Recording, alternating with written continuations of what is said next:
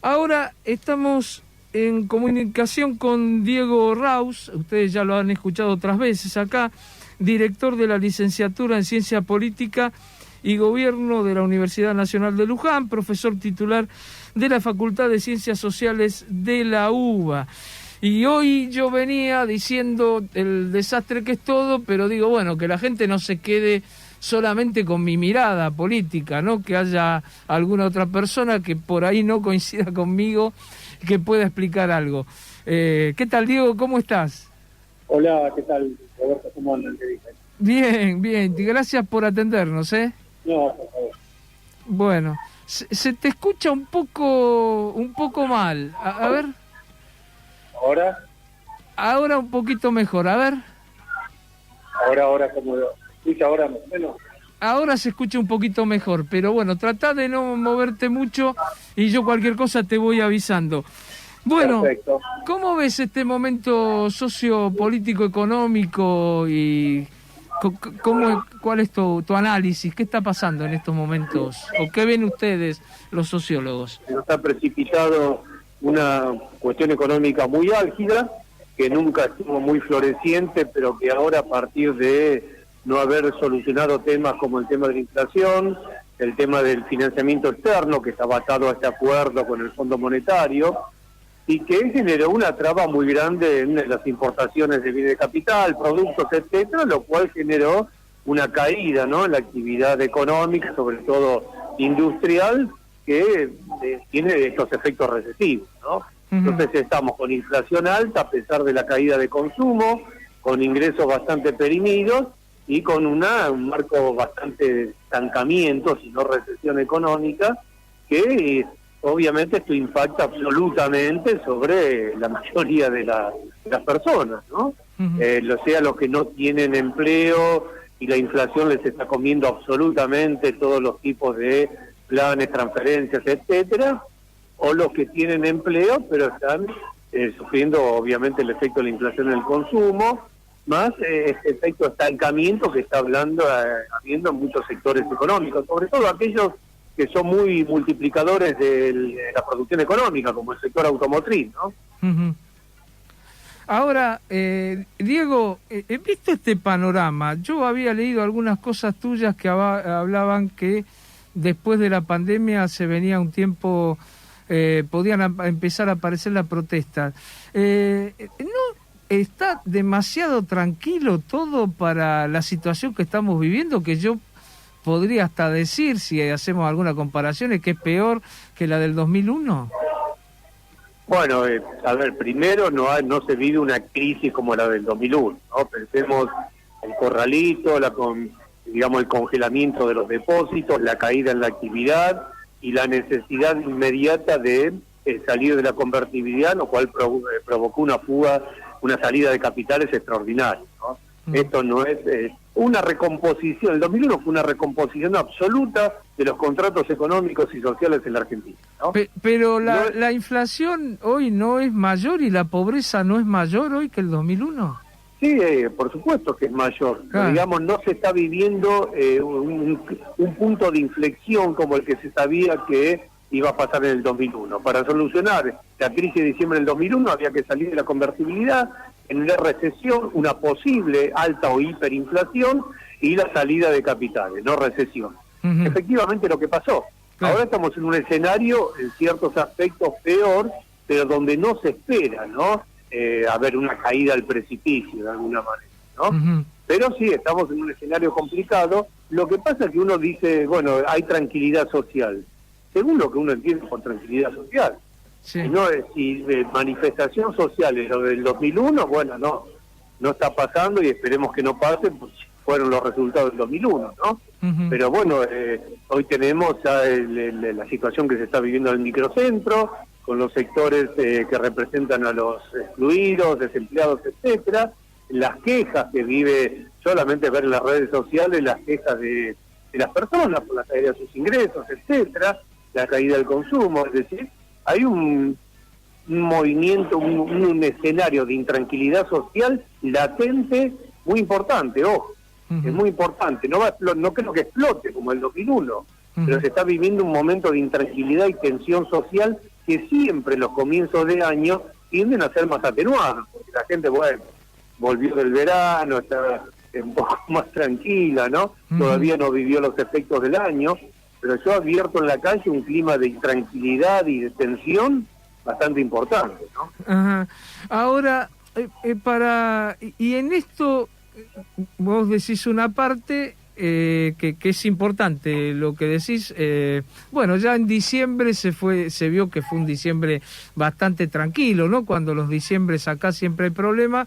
Recordemos que este gobierno negoció con organizaciones piqueteras que les iba a dar planes, bueno, no se los dio, no les cambió la comida, y hoy pasa lo que está pasando. Están reclamando eso que habían acordado en el mes de diciembre.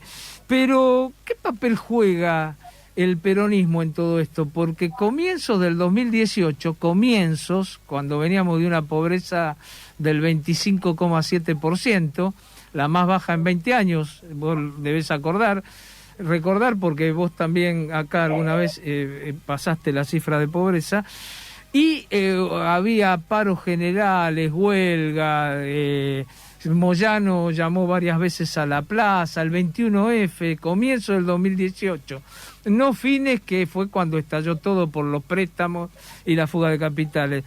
¿No tiene que ver con esto que siempre dicen, que bueno, que los ajustes se hacen fácilmente cuando está el peronismo?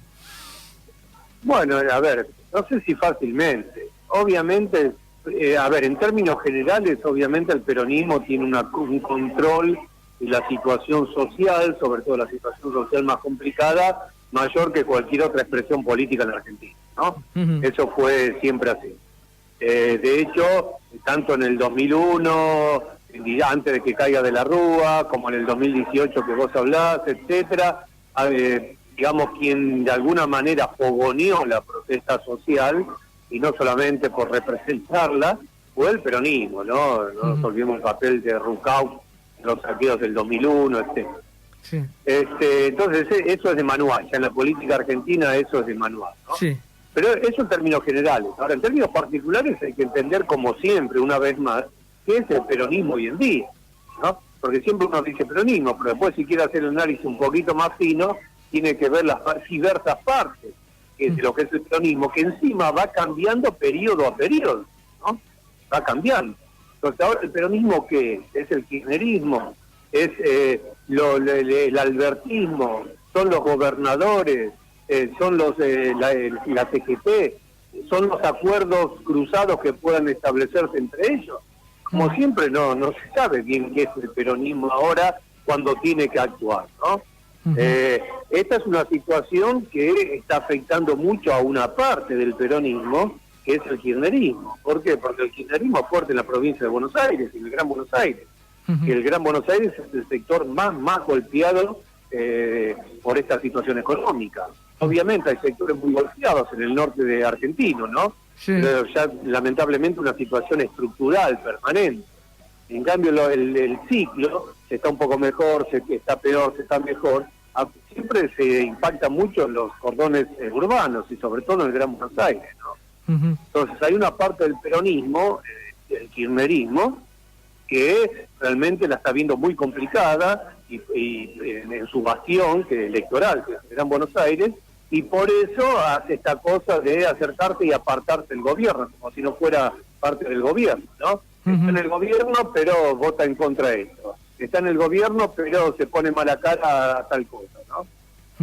Yo creo que es la otra parte del peronismo, que a lo mejor se entiende por, bueno, ciertos acuerdos, no digo alianzas, acuerdos entre gobernadores, CGT, el gobierno de Alberto Fernández. Bueno, está tratando de sostener esta situación y encarrilarla a partir de lo que supuestamente era la gran madre de todas las batallas, que es el acuerdo con el fondo, que lamentablemente no va a modificar nada, ¿no? Así que se estuvo 2 años yendo y viniendo con un acuerdo que no es que nos va a solucionar la vida, ni mucho menos a este gobierno, ¿no?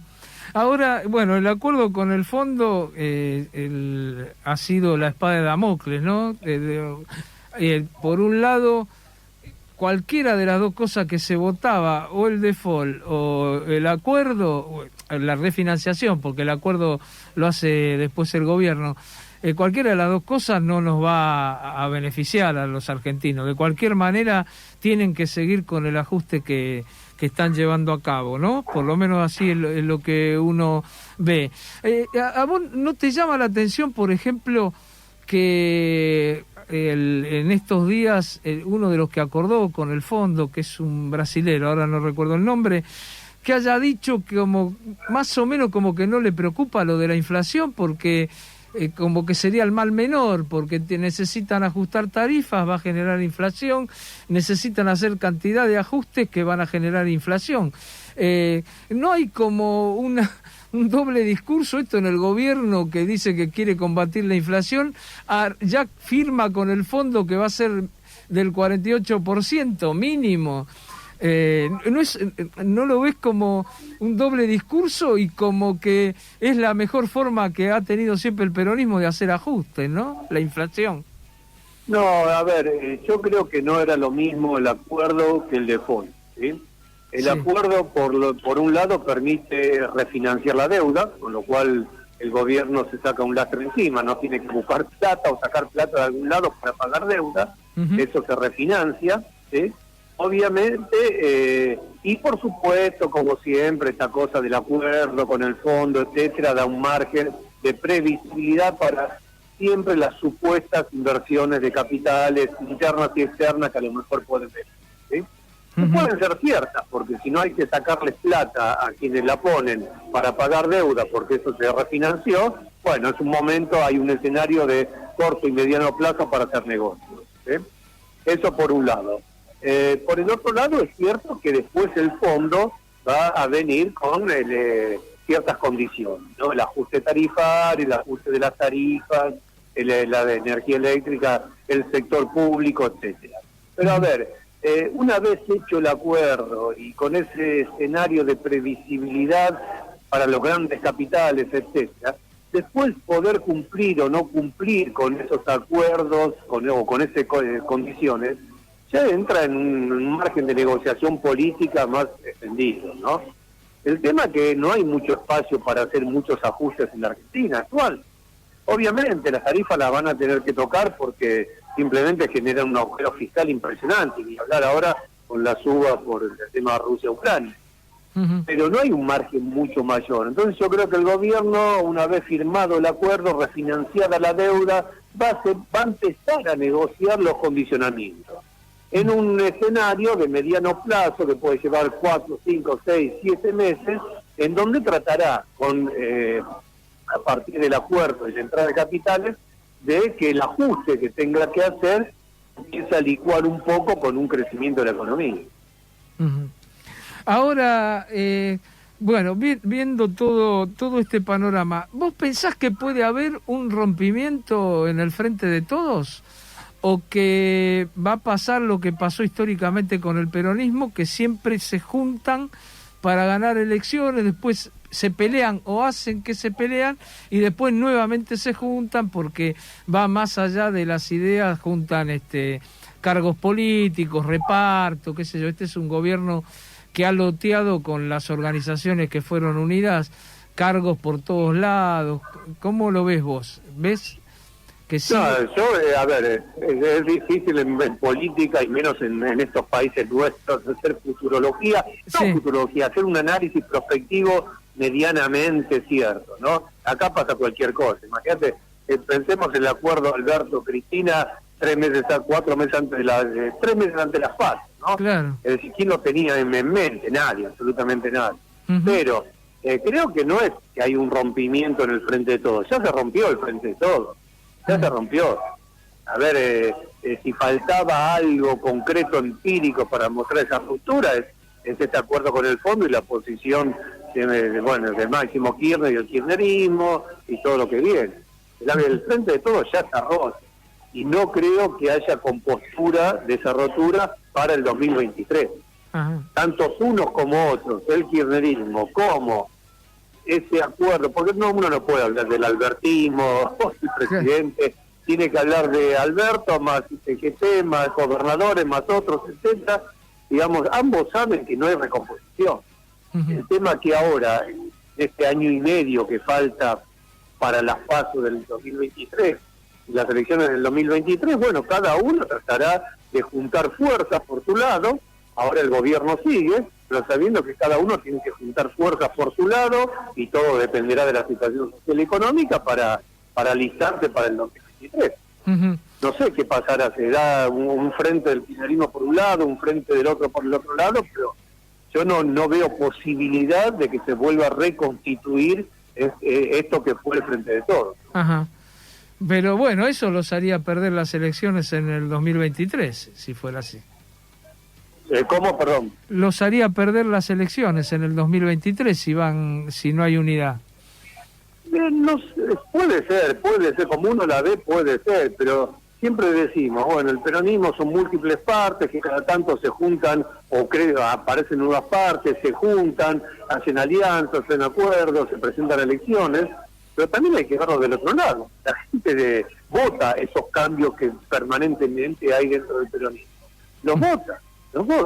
Entonces, ¿cómo se va a conformar ese universo que se llama peronismo para las elecciones del 2023, inclusive con 2 o 3 partes diferentes?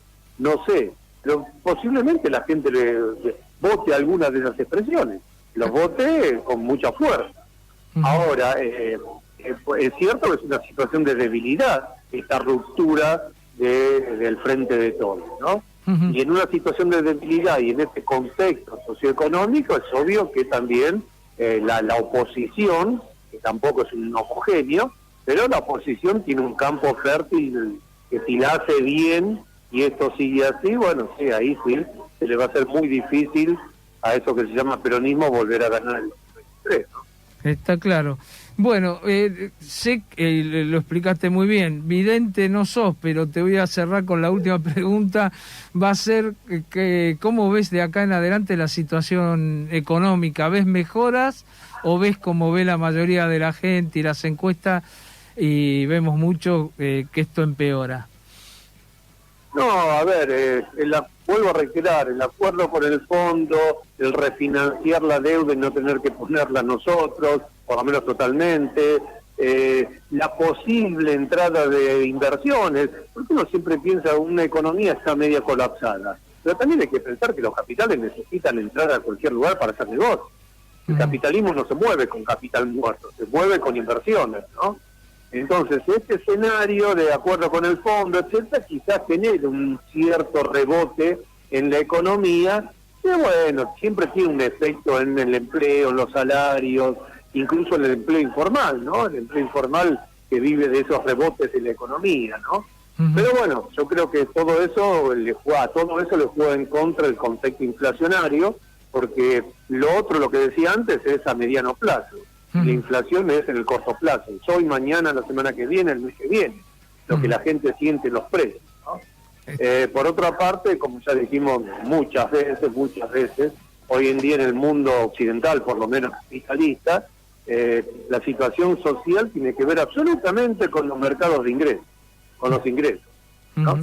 A diferencia de otras épocas que tenía que ver con la urbanización, el empleo, etcétera, el empleo fijo, etcétera. Hoy tiene que ver con los ingresos, y a los ingresos se los come la inflación. Entonces, si uno junta todo ese combo, y el escenario para nosotros, para este país y sobre todo para los sectores más vulnerables, y es bastante oscuro, ¿no?, para los próximos meses. Está claro.